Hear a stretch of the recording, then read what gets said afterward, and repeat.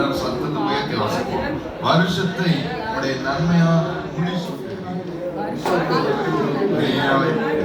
ஆமென் சொல்லுங்க. ஆமென்.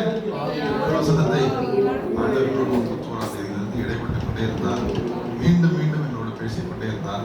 இந்த சங்கீதத்தை தான் நான் முழுவதும் தியானித்த ஆண்டவரை மகிமைப்படுத்தி உறவாடினேன். ஒரு அற்புதமான சங்கீதம்.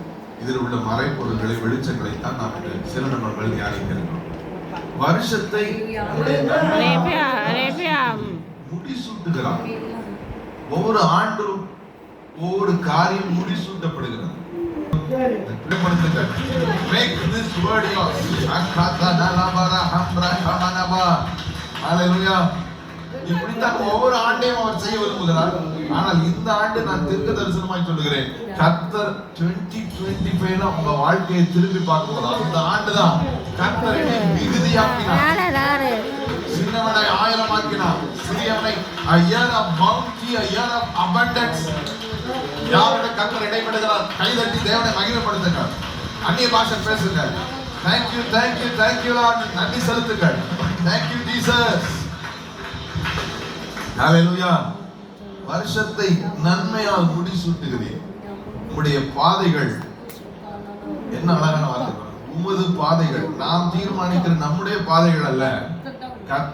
கர்த்தர் தீர்மானித்து நடத்துகிற அவருடைய பாதைகள்.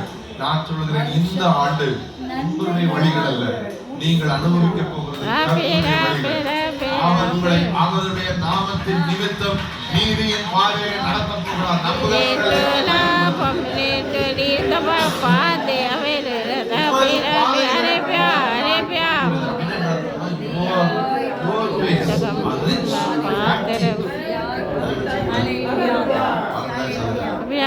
ரெண்டு பாதை இருக்கு. ஒரு பாதை ஈஸியா பரிதாபமான ஒரு பாதை. அங்க அப்படி உடஞ்சு நீங்க வெயிட் பண்ணி ஸ்பீட் பிரேக்கர்ல ஏறி இறங்கி அப்படி மெதுவா தான் போக முடியும். இன்னொரு பாதை பிராட்வே, 6 வே லைன். இங்க தொடங்குனீங்கன்னா நீங்க சென்னை வரைக்கும் போற இடையில வேணா கொஞ்சம் ஸ்ட்ரெச் கொஞ்சம் உடஞ்சிருக்குமே தவிர, ஆனா நீங்க 100-120 கிலோமீட்டர்ஸ் ஸ்பீட்ல அப்படி ஜம்ப் பண்ண போகலாம். அதான் நெய்யாய் பொழியல் செய்கிற பாதை.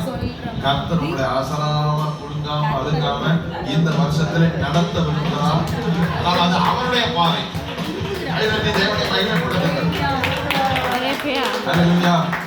பக்கத்துல பார்த்து வழியை கர்த்தருக்கு கொடுத்து விடு. வழியை